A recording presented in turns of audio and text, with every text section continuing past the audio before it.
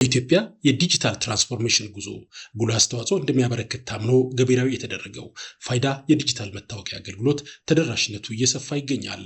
በደቡብ ምዕራብ ኢትዮጵያ ሕዝቦች ክልል ሚዛን አማን ከተማ አገልግሎቱን ሲያገኙ ያነጋገርናቸው ነዋሪዎችም ፋይዳ ተቋማት ያለ ልዩነት አገልግሎት እንዲሰጡ ምቹ ሁኔታን ከመፍጠር ባለፈም ጊዜያቸውን በአግባቡ እንዲጠቀሙ ያስቻለ መሆኑንም አመላክተዋል። በአገልግሎት ሰጪና ተቀባዮች መካከል መተማመንን የፈጠረው ፋይዳ ዲጂታል መታወቂያም ኢትዮጵያ በቴክኖሎጂው ዘርፍ እያስመዘገበች ለምትገኘው እድገት ምሳሌ መሆኑንም አብራርተዋል። ያንዳንድ ሰው ኢትዮጵያ መውሰድ አለበት የሚል ሐሳብ ነው ያለኝ።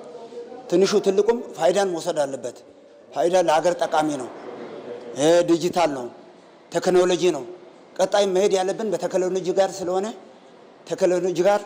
ቴክኖሎጂን ይዞ መቀጠል አለብን የሚል ሐሳብ ነው።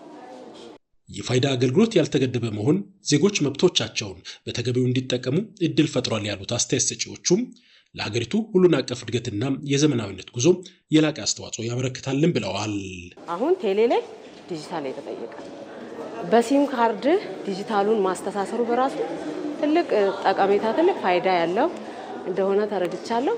ጥሩ ነው በቃ ማለት ምን ያህል እየዘመን እንዳለን የሚያሳይ ነው። ከክልል ወደ ክልል በሚሄዱበት ሰዓት የዚህ ክልል ስለማይል አጠቃላይ ምንድነው እንደ ኢትዮጵያ እንደ ሀገር ስለሆነ በሀገር መታወቂያነቴ በጣም ነው የምኮራው። እንግዲህ ሀገር ኢትዮጵያዊ ነኝ ብዬ ነው እንደውም ሲናገሩ በማሳይበት ሰዓት እኔ ኢትዮጵያዊ ነኝ፣ ስለዚህ ይሄ የቀበሌ ምናምን አይደለም ይሄ የኢትዮጵያ መታወቂያ ነው ያልኩት ያሳየው ነው የዞርኩ ነበርውና በቃ ይያሉ ነው እኔ እንደውም ያሳለፉ። የቤንች ሸኮ ዞን ዋና አስተዳዳሪ አቶ ሀብታሙ ካፕቴን በበኩላቸው የፋይዳ አገልግሎት ተግባራዊ መሆን ነባራዊ የመልካም አስተዳደር ችግሮችን ለመፍታት ያስቻለ ነው ብለዋል።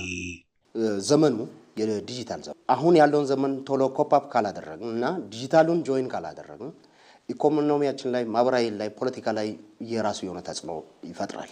ዜጋ ሳይጉላላ ማዘጋጃ ቤት ላይ ሄዶ፣ ገቢ ላይ ሄዶ፣ ንግድ ላይ ሄዶ፣ ስራ ዕድል ፈጠራ ቦታ አንድ ማዕከል ላይ ሄዶ፣ ፖስታ ቤት ሄዶ፣ ቴሌ ላይ ሄዶ አገልግሎትን በአጭር ጊዜ ውስጥ ለማግኘት ሲስተሞቹ በሙሉ የሚፈልገው ዲጂታል መታወቂያ ነው። የዲጂታል መታወቂያ ሊኖረው ይገባል። በዞኑ ወደ 300,000 የሚጠጉ ዜጎች በዘንድሮ ዓመት የፋይዳ ዲጂታል መታወቂያ ባለቤት እንዲሆኑ እየተሰራ እንደሚገኝም ተመልክቷል።